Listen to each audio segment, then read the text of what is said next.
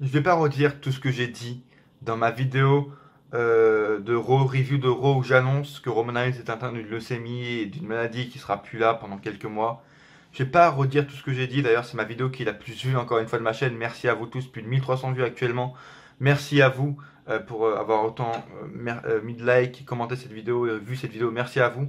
Mais je vais pas redire tout ce que j'ai dit dans cette vidéo sur Roman Reigns. Euh, mais c'est quand même fou. Le catch, c'est quand même un truc de fou. Roman Reigns, ils ont tout fait pour avoir une pop. Ils ont tout fait pour que ce mec soit acclamé dans sa carrière. Et la première vraie pop qui se reçoit de, de sa vie, la première vraie pop, les premières acclamations qu'il reçoit pendant une entrée depuis le début de son push, c'est à son retour d'une maladie quand même. C'est ça qui est incroyable avec le cas, c'est qu'ils ont tout fait. Ils ont fait revenir The Rock, ils lui ont fait affronter celui-ci, celui-ça, tout le monde possible, tous les faces, tous les heels possibles pour qu'il soit acclamé. En fin de compte, il a jamais été acclamé. Et le seul moment où le mec est acclamé, c'est quand il annonce la leucémie. Et la première pop qu'il reçoit pendant son entrée, c'est quand il revient et qu'il annonce qu'il est enfin guéri de sa leucémie et de sa maladie. C'est fou. C'est fou. Et Roman Reigns ce soir, c'est ironique quand même de se dire que Roman Reigns ce soir, de une, s'est reçu la plus grosse pop de la soirée. Clairement, tu peux pas dire autrement. C'est la plus grosse pop de la soirée, c'est Roman Reigns. Et qu'il a reçu l'une des plus grosses pop de sa carrière, l'une des plus grosses acclamations de sa carrière. Clairement méritée, bien sûr, parce que Roman Reigns, waouh. Le mec, en 4 mois, a guéri d'une maladie, d'un cancer, de la leucémie. Je veux dire, ça prend un an, ça prend quelques années pour essayer de s'en sortir. Le mec a mis 4 mois. C'est un mec, c'est un surhomme, c'est un super-héros. Ce mec, on doit le respect à ce mec pendant toute notre vie. C'est incroyable ce qu'a fait Roman Reigns.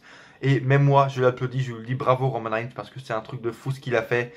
Et voilà, son speech ce soir était très émouvant et c'était très. Ça faisait quand même plaisir d'avoir sa petite gueule à Roman Reigns. Ça faisait vraiment plaisir. Et voilà, le mec c'est quand même ironique, putain le mec, il a jamais reçu de pop et la première pop qu'il se reçoit c'est à son retour. Et c'est encore plus ironique de se dire que ce soir, Roman Reigns, en 2019, ce 26 février 2019, la chose la plus intéressante de Raw, ça a été Roman Reigns. Ouais, ah non mais je déconne pas, je déconne pas. Ce soir, Roman Reigns a été le segment, la chose la plus intéressante. Vous me croyez pas? Mhm. D'accord.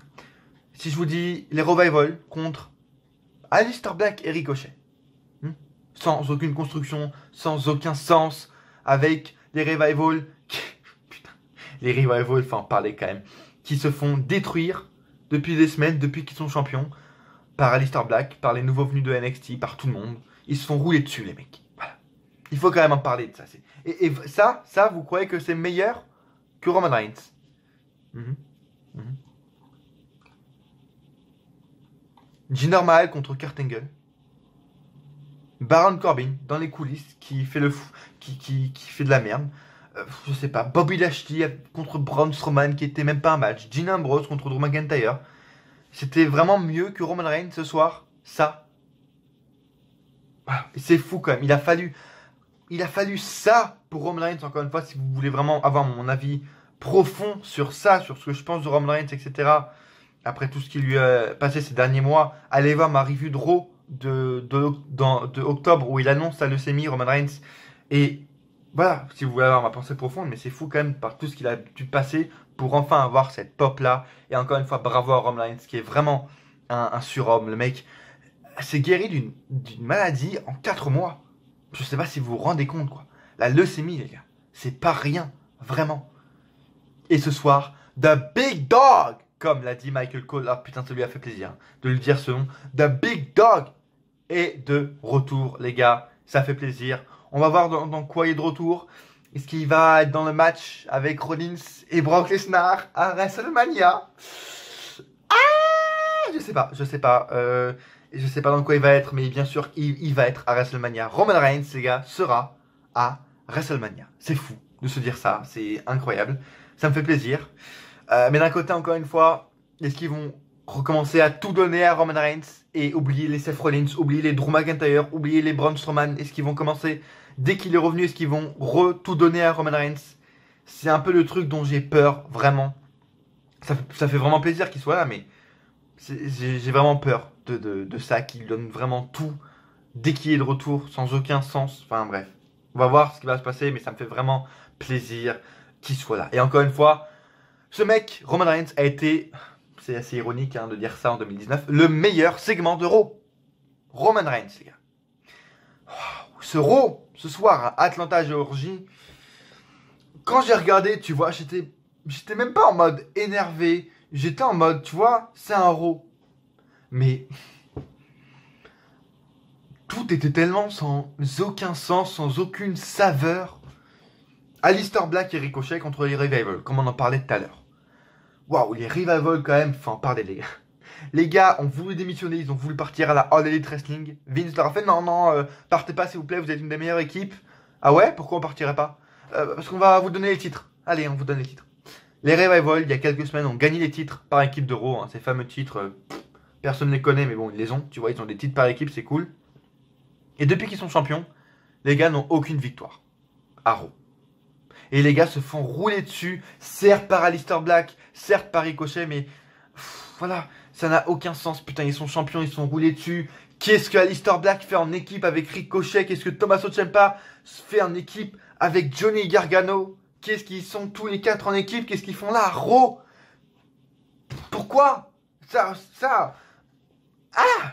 j'ai pas le mot, tu vois, j'ai pas de mots. Pourquoi les mecs viennent à Raw? Pourquoi Vince fait venir des mecs de NXT à Raw alors que de une, il a plein de mecs à Raw à booker beaucoup mieux, correctement déjà, avant de faire venir d'autres superstars. Et de deux, il a déjà des superstars de NXT qui sont venus et il sait pas quoi en faire. Heavy Machinery, EC3, Lacey Evans, Nikki Cross. Mec, t'as déjà 5 superstars de Raw qui sont venus, tu sais pas quoi en faire. Et tu ramènes encore les 4 plus grosses superstars de NXT à Raw pour en faire rien, les gars. Aleister Black. Pour moi, Aleister Black, s'il venait à Raw, c'était pour une chose, et seulement une chose. Demander un match contre l'Undertaker à WrestleMania. C'est tout. C'est seulement pour cette raison que je voulais voir Aleister Black à Raw. Maintenant, il fait quoi? Le mec qui est un putain de démon, qui est putain de dark, fait des tag team matchs avec Ricochet, son pote de toujours, wesh. C'est décevant. Vince, putain de ta race, renseigne-toi avant de... Vince. Putain, un jour, tu vas me faire faire des trucs, Vince, je serai pas responsable de mes actes. Je serai pas responsable de mes actes, Vince. Un jour, tu vas me faire des trucs, je serai pas responsable. Vraiment. Vince, putain de ta race, renseigne-toi avant d'engager des putains de superstars de NXT. Mais est-ce que vous avez entendu de ce qu'il veut faire, ce que Vince veut faire avec les superstars de NXT?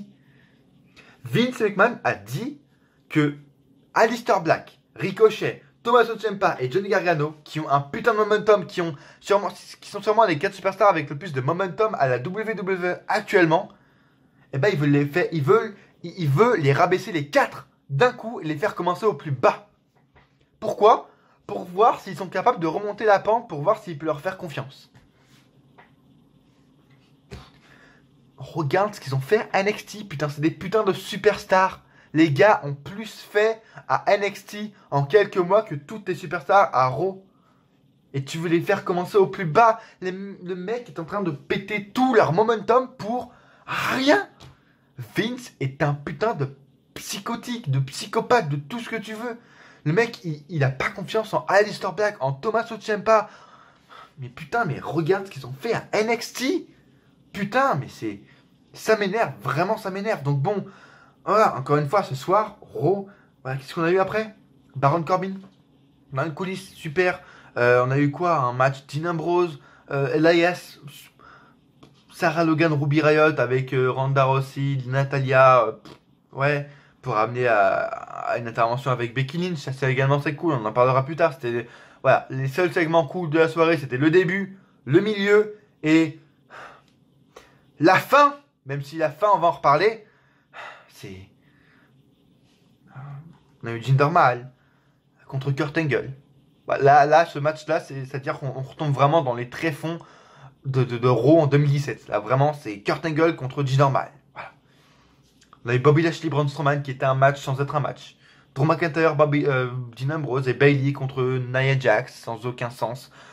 Il servait à rien, comme tous les matchs. C'est ça qui est fou, c'est que tu vois, quand j'ai regardé Raw, j'étais en mode. C'était un Raw, tu vois, cool, mais après, enfin, je me dis, mais c'est rien passé. Drew McIntyre, Dean Ambrose, ça apporte quoi? Rien.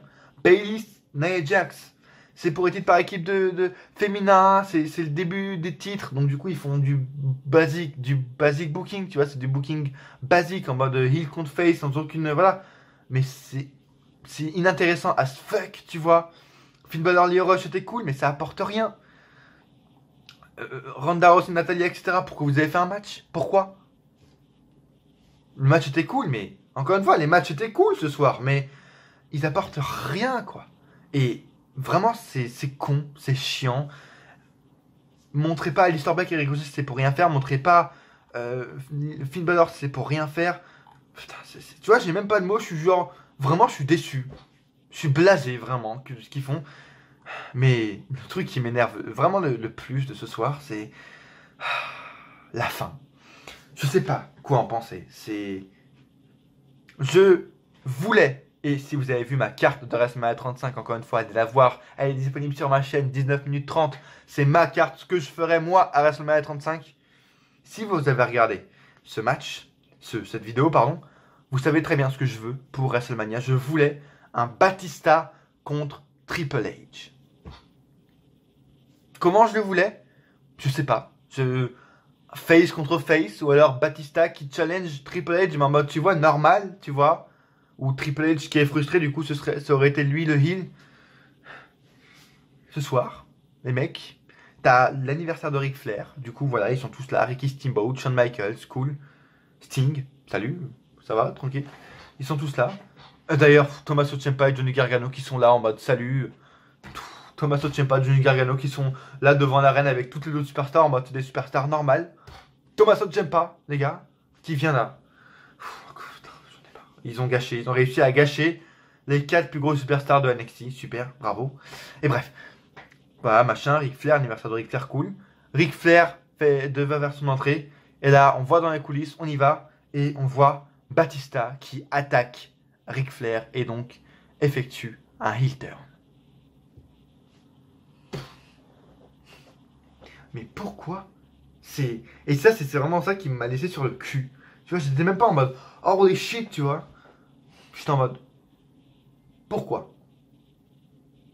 Pourquoi faire un heel turn à Batista? Batista, il y a 4 ans, il est même 5 ans maintenant. Putain, c'est vrai que 2014, ça fait 5 ans, putain, le temps passe vite. Mais Batista, donc il y a 5 ans, il est revenu à la WWE. Et quand il est parti, il a dit qu'il a été déçu de son run et qu'il voulait en refaire un parce que son dernier run en 2014, il a été très décevant et qu'il voulait pas être heel et qu'il a été heel et il a été déçu par la réaction du public, etc.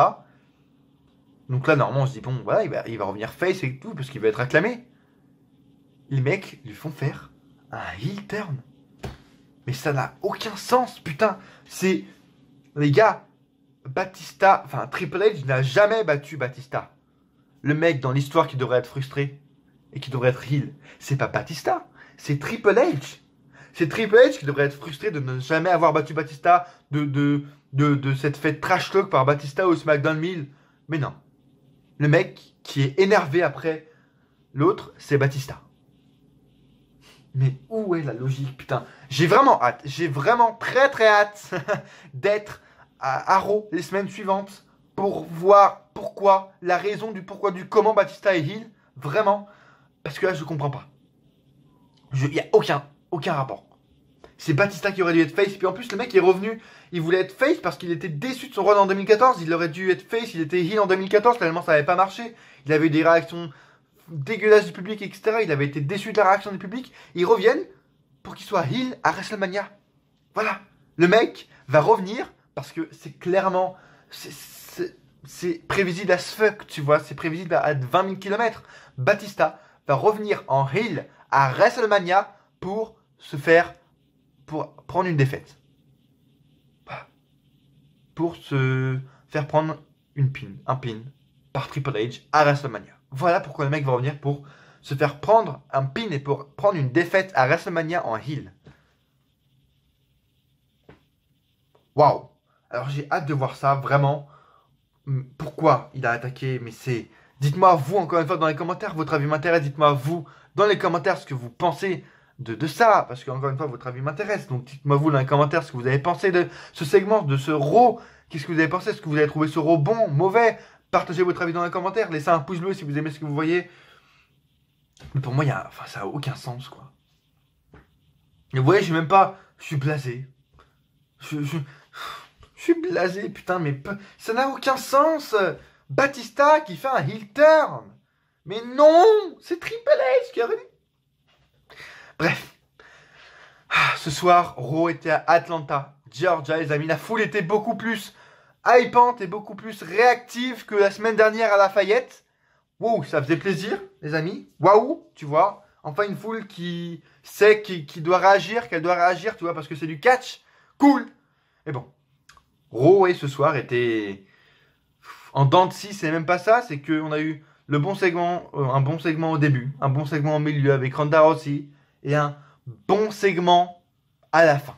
Donc voilà, les amis, restez bien jusqu'à la fin de la vidéo pour avoir mon avis plus en profondeur sur tout ce qui s'est passé à Raw ce soir. Mais c'est vraiment un Raw vraiment que je trouve bizarre. C'était pas un mauvais Raw d'un côté parce que tu vois, il s'est passé plein de choses, mais en même temps, c'était vide, quoi. Tu vois, on a eu des bons matchs. Les matchs étaient bons. Finn Balor, Lio Rush, Aleister Black et Ricochet contre Revival et tout. Mais, même les Royal Squad qui a fait un bon match, etc. Mais ça n'a aucun sens et ça ne faisait rien avancer. Donc, tu vois, c'est... Vraiment, dites-moi vous dans les commentaires, les amis, pour m'aider ce que vous avez pensé de ce Raw. Mais moi, d'un côté, j'en pense rien, mais je me dis c'était nul parce qu'il ne s'est rien passé. Vraiment, je reste perplexe sur ce Raw et je sais pas trop quoi en penser. Vraiment. Bref, Raw, ce soir, évidemment, débute avec le retour de Roman Reigns qui, voilà, ça me faisait vraiment plaisir.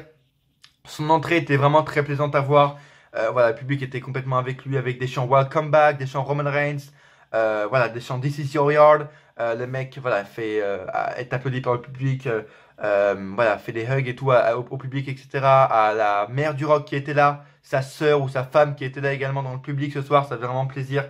Une entrée très émouvante et un début de Raw très émouvant. Je vais pas tout vous dire ce qui s'est passé dans ce segment, je pense que vous avez vu, mais voilà, Roman Reigns dit qu'il a été, il nous remercie déjà nous et remercie tous les fans de l'univers de la WWE pour l'avoir soutenu, lui envoyer des messages et l'appeler pour le soutenir, etc. Ça a vraiment aidé. Il croyait pas qu'il y avait autant de gens qui allaient le soutenir et voilà, pourtant il y a eu autant de gens et ça lui fait vraiment plaisir. Des gens de catch, des gens qui n'étaient pas du catch, des gens qui l'aimaient, des gens qui l'aimaient pas, tout le monde l'a soutenu pour ça et ça lui a fait vraiment plaisir. Ça lui a aidé à surmonter cette maladie et à la battre, tout simplement. Il a dit également qu'en octobre, quand il a annoncé ça, il n'était pas sûr, il voulait pas dire son secret, il voulait pas annoncer sa leucémie devant tout le monde entier, il voulait pas dire parce qu'il savait pas non plus lui s'il allait s'en sortir ou pas. Vraiment, c'était très émouvant quand il a dit ça. Et voilà, encore une fois, il a dit merci, il nous remercie tout simplement.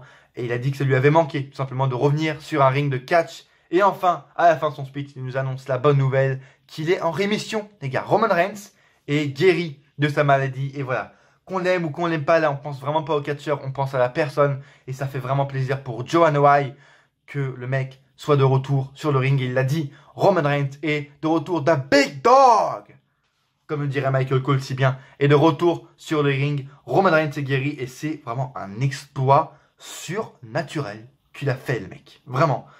En 4 mois, le mec se guérit de sa maladie. Alors, je sais pas à quel stade il était au niveau de sa leucémie, si c'était grave ou pas, mais connaissant un membre de ma famille qui est atteint de cette maladie, je me dis, putain, waouh, le mec a fait quelque chose de fou quand même, a fait quelque chose de pas mal. Donc, bon, vraiment bravo à lui. Et encore une fois, qu'on aime ou on l'aime pas, ça fait vraiment plaisir de le voir, ça fait vraiment plaisir de voir qu'il est guéri. Qu'est-ce qu'ils vont faire avec lui? Ha!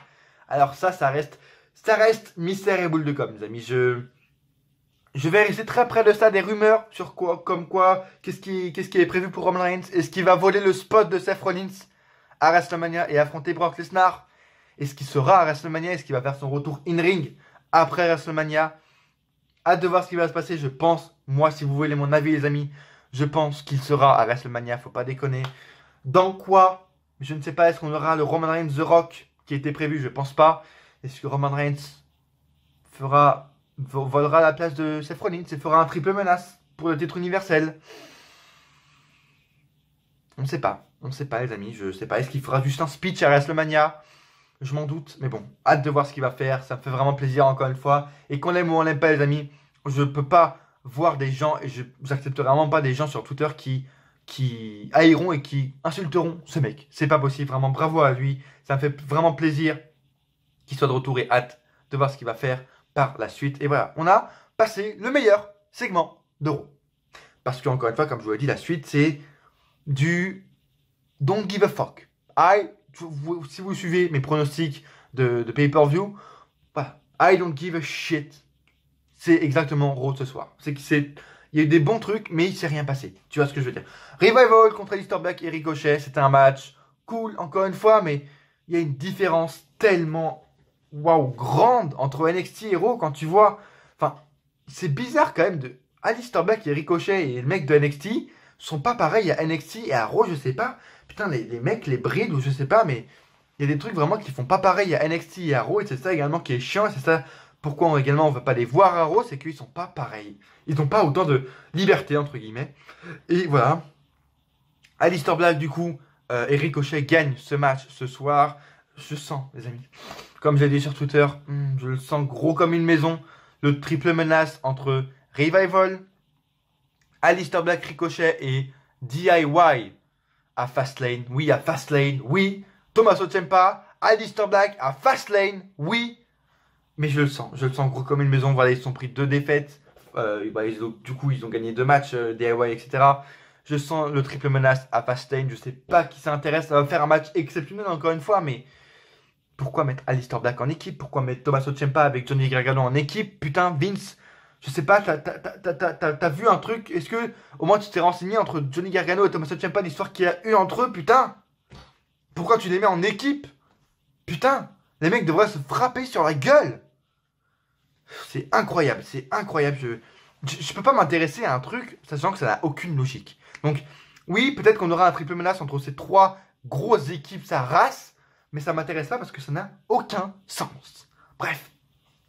En coulisses, on a Charlie Caruso qui vient interviewer Baron Corbin et qui lui demande ses commentaires sur le retour de Roman Reigns. Parce que voilà, on le sait, Corbin, quand Reigns est parti en octobre, il avait dit que peut-être qu'il n'allait pas revenir, il allait peut-être jamais revenir, etc.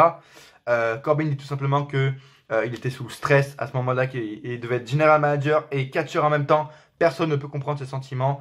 Charlie Caruso dit que son rôle était donc plus difficile que la maladie de Reigns. Corbin dit que pour la sécurité de Reigns, il serait mieux que leur chemin ne se croise pas. Voilà, cool, on s'en bat un peu les couilles. On a eu ensuite de retour Snoop Dogg qui souhaite un joyeux anniversaire par téléphone, entre guillemets, par iPhone, par visu à Ric Flair. On a eu ça toute la soirée. On a eu du Snoop Dogg, Stone Cold, Maria Menounos, voilà, qui a souhaité bon anniversaire à Ric Flair. Voilà, c'était cool, voilà, pour remplir un peu le temps d'antenne, entre guillemets. Ça servait vraiment qu'à ça. Elias ensuite arrive sur le ring, mais il est interrompu par Lacey Evans. Arrêtez avec Lacey Evans, vraiment, ça tient même pas de la hit, ça tient même pas de la frustration, c'est que c'est lourd, quoi. Ça, c'est lourd. La meuf, comment tu veux t'intéresser à une meuf qui, c'est lourd, et quand tu sais ce qu'elle faisait à NXT, ça n'a également aucun sens. Vince McMahon ne s'est absolument pas renseigné sur le personnage de Lacey Evans. Enfin, moi, qui suis NXT, vraiment, je trouve que, c'est lourd, c'est chiant, quoi. C'est même pas frustrant. C'est chiant. Et comment les fans casu ou même smart, mais qui ne regardent pas NXT, peuvent s'intéresser à une meuf comme ça, qui vient et qui repart?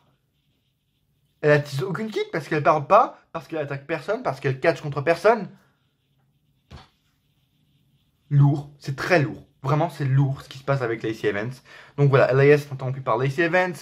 Ensuite, il est interrompu par Dean Ambrose qui arrive donc et qui lui font un Dirty Deeds. Voilà, tout simplement. Il fait salut. Aujourd'hui, je suis heureux. Dirty Deeds sur Elias. Et ensuite on a le Riot Squad qui arrive, je crois bien, pour le prochain match qui est Riot Squad, Ruby Riot, et c'est Sarah Logan ce soir qui ont catché contre Natalia et Ronda Rousey. Encore une fois, c'était un match cool. Alors lui, il avait une finalité, au moins il était là pour faire une intervention, pour faire intervenir Becky Lynch, parce que Becky Lynch était là ce soir, bien sûr. Mais Pourquoi faire un match? Simplement, je sais pas. Mais voilà, encore une fois, bon, on va pas tout critiquer. Le match était bon, le match était cool.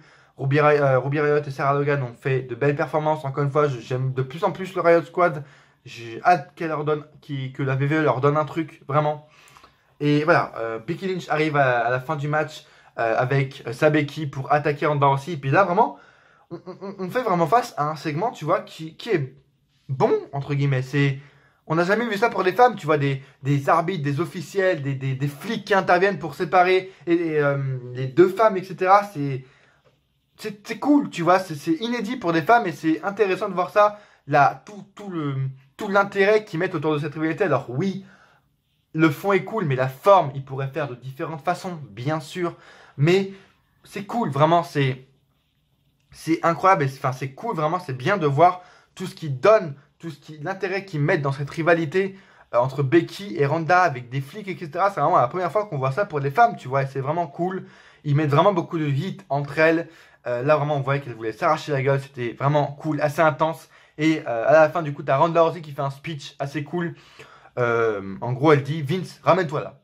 La meuf n'a vraiment plus de respect. Elle fait Vince, bouge ton cul et ramène-toi là. Ok. Et c'est Stephanie McMahon donc, qui arrive. Rousey, en gros, dit que elle veut que Stephanie remette Becky Lynch dans le match à Mania parce que elle le veut, c'est pour l'histoire, etc. Ça, par contre, je trouve vraiment ça, encore une fois, débile. Je trouve ça débile. Pour Rousey devrait dire. Là, Rousey, en fait, est en train de dire à Stephanie remets Becky dans le match parce que c'est pour l'histoire. Mais Becky Lynch et Ronda Rousey n'en ont rien à foutre de l'histoire. Ronda Rousey devrait dire remets Becky Lynch dans le match parce que j'ai envie de lui botter le cul devant 70 000 personnes. Elle devrait pas dire pour l'histoire, best for business. Non. C'est ça, encore une fois, je me dis putain, mais ça n'a aucun sens. Les meufs veulent s'arracher la gueule et ils font dire à Ronda Rousey de remettre Becky dans le match parce que c'est l'histoire. Best for business. Mais non, elle remet dans le match parce qu'elle veut s'arracher la gueule, simplement. Donc bref. Belle promo de Ronda Rousey. Stephanie McMahon dit que non, etc. Ça va pas être possible. Parce que Becky Lynch est arrêtée. Elle a été arrêtée. Elle va en jail. Jail, c'est peut-être la prison ou en garde à vue, peut-être, je sais pas. Bref, Becky a été arrêtée ce soir par les forces de police. Et par le Shield.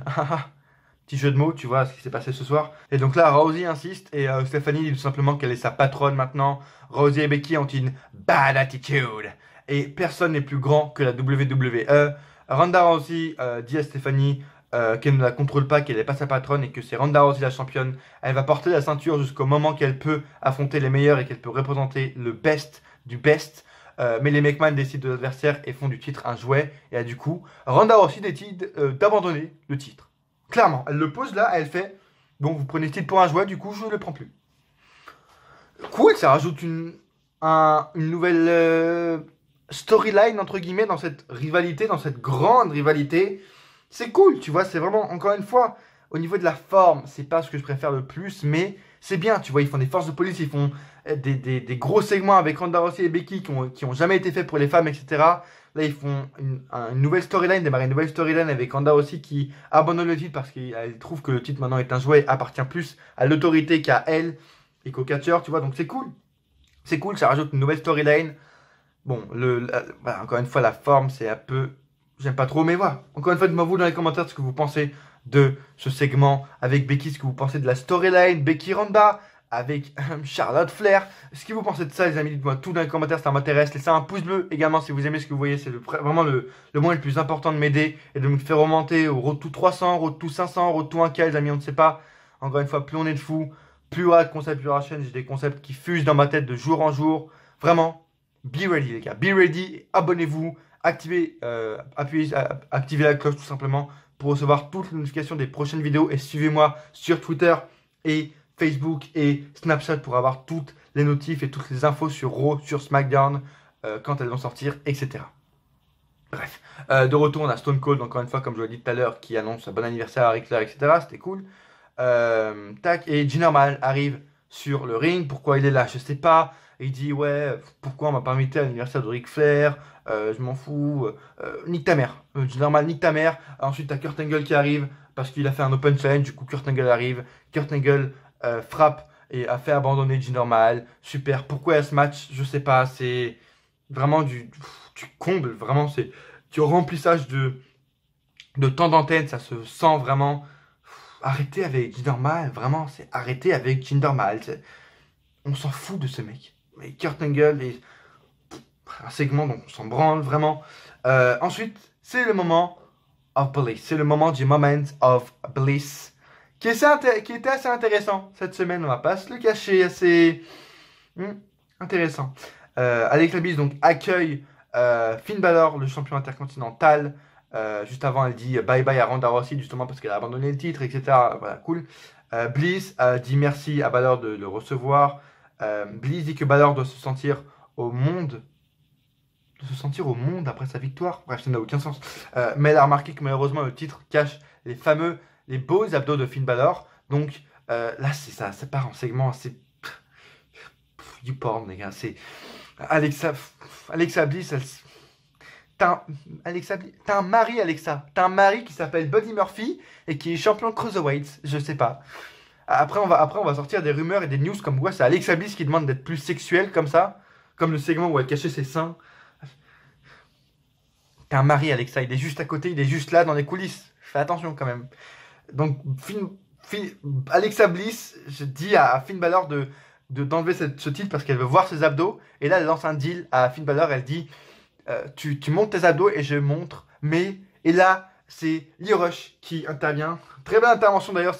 Ça en plus une logique parce que Lio Rush est vraiment le mec le plus détesté des coulisses. Et là, il intervient dans le moment où il fallait pas intervenir. Tu vois vraiment, vous voulez savoir ce qu'Alexa a démontré?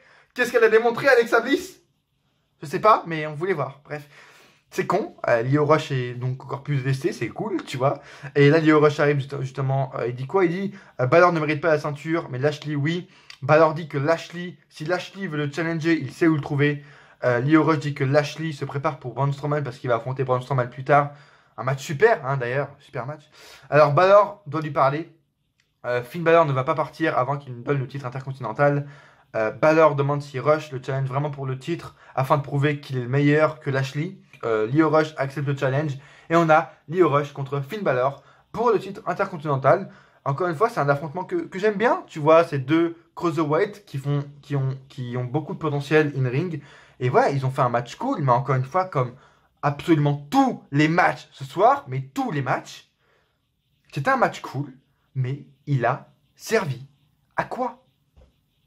Ça n'avait aucun sens, ça n'avait aucun fond, aucune finalité. Finn Balor conserve son titre, c'était cool, c'était un match cool, mais il apporte rien.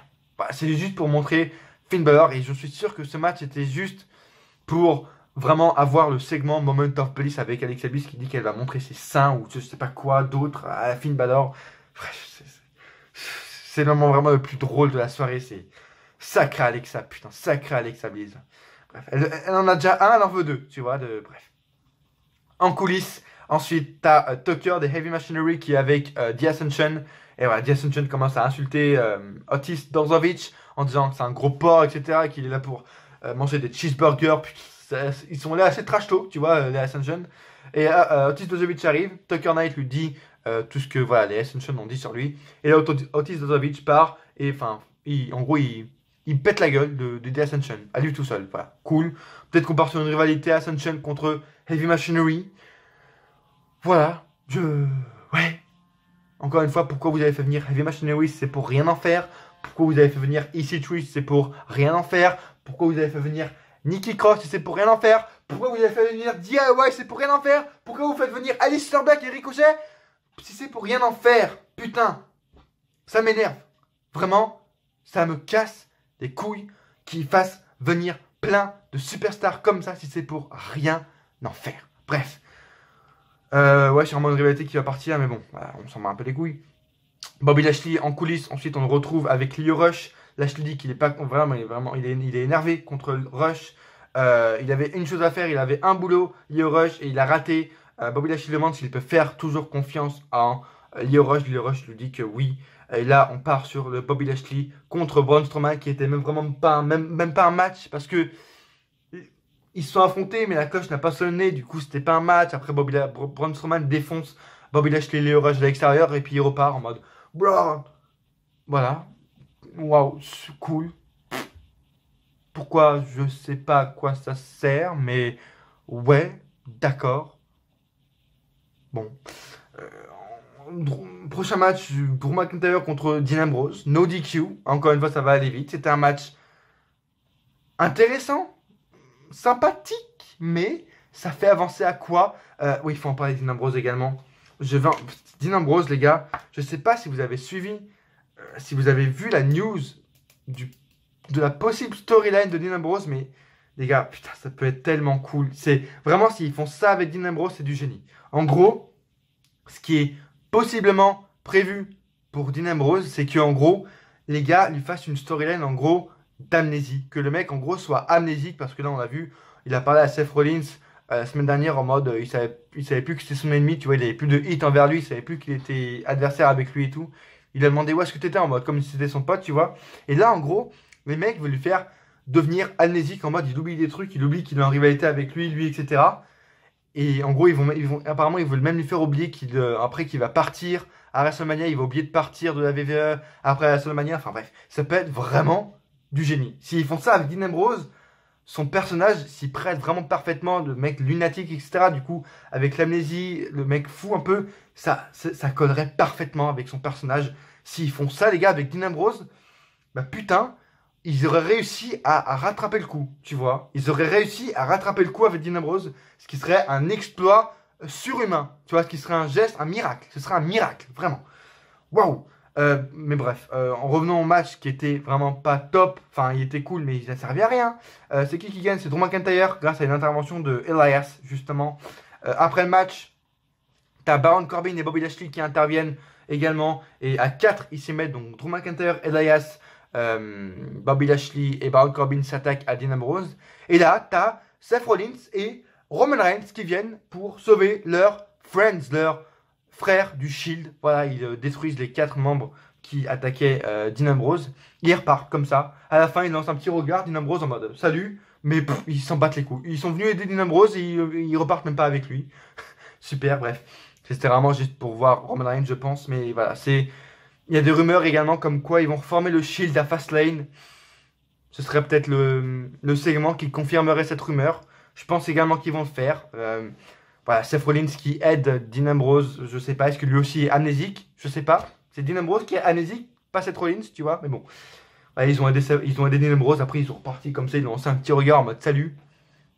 On sait pas, je pense vraiment, concrètement, je pense qu'ils vont refaire une réunification du Shield à Fastlane. Waouh, super. Waouh, pourquoi vous faites pas ça à WrestleMania? Pourquoi vous faites ça à Fastlane? Et pourquoi une réunification pardon, du Shield? Ça n'a aucun sens, mais bon. Pourquoi pas? On va voir ce qui va se passer après. Hein. Dernier match, très ennuyeux. Bayley contre Nia Jax, on s'en bat les couilles. Bayley gagne. Et la fin. Là, on a l'anniversaire de Ric Flair. T'as toutes les superstars qui sont là pour waouh, dire bravo à Ric Flair pour fêter l'anniversaire de Ric Flair. T'as Ricky Steamboat qui arrive sur le ring, Shawn Michaels et Sting.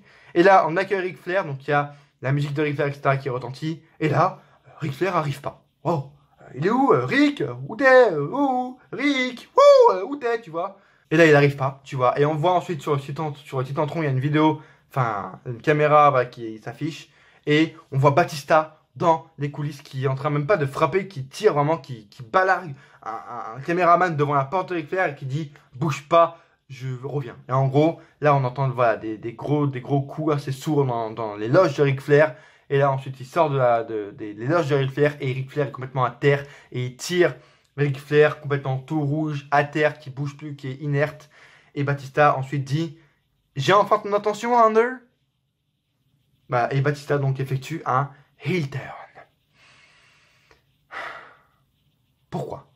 C'est encore une fois, vous dans les commentaires, dites-moi maintenant si vous avez une explication à ça, mais j'ai vraiment hâte d'être dans les prochaines semaines. Pourquoi?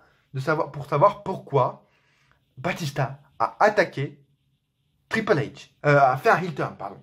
Ça n'a aucun sens. C'est Triple H qui devrait être frustré de ne jamais avoir battu Batista. C'est Triple H qui devrait être frustré de s'être fait trash talk par Batista au SmackDown 1000. Et en plus, ça me fait. Mais c'est même pas ça, c'est que ça me fait vraiment chier pour Batista, quoi. Le mec voulait revenir avec des acclamations, le mec voulait revenir en tant que face, tu vois. Il avait été déçu de son rôle en 2014 parce qu'il avait été hué, il lui avait fait faire un heel turn alors il voulait être face. Et là, ils le refont revenir en heel. ça me fait vraiment même pas chier pour la storyline, ça me fait chier le plus pour Batista, quoi. Le pauvre, le mec va revenir en face, ils vont faire un heel turn. J'ai hâte de voir ce qui va se passer à la suite. Je suis content, tu vois, on aura notre Batista Triple H. Je vais enfin voir en direct un Batista Triple H en temps réel, tu vois, parce que les autres matchs, je les ai vus en différé. J'étais trop petit pour les voir en direct, du coup, voilà. C'est la première fois que je vais voir un Batista Triple H à WrestleMania en direct, tu vois, je suis hypé. Ça me fait vraiment plaisir. Mais pourquoi Hill, ils ont inversé les rôles, ça n'a pas de sens. Bref. La semaine prochaine, on sera à Philadelphia, Pennsylvania. Je crois que c'est ça. La semaine prochaine, on sera là-bas à Philadelphia, en Pennsylvanie, pour Monday Night Raw. Merci les amis d'avoir suivi cette vidéo. Encore une fois, laissez un pouce bleu si vous avez aimé ce que vous avez vu. Évidemment, pronostic de Fastlane la semaine prochaine. Review de SmackDown peut-être demain, sûrement. SmackDown qui va être sûrement meilleur. Oh, quelle surprise que Monday Night Raw. Mais voilà, merci d'avoir suivi la vidéo. Abonnez-vous si ce n'est pas déjà fait. Oui, review de SmackDown, peut-être un Every Catch, peut-être bientôt dans la semaine. Et voilà, pronostic de Fastlane la semaine prochaine évidemment, qui seront la review sûrement mardi. Enfin bref, je vous en reparlerai dans les futures vidéos les amis. Abonnez-vous, partagez la vidéo un maximum sur tous les réseaux sociaux, ça me ferait hyper plaisir. Et surtout lâchez un pouce bleu maintenant les amis si vous êtes content du retour de Roman Reigns. Et si vous avez aimé ce que vous avez vu, c'est le meilleur moyen pour me soutenir les amis. Et à coup sûr, on se retrouve dans une prochaine vidéo. Ou pas.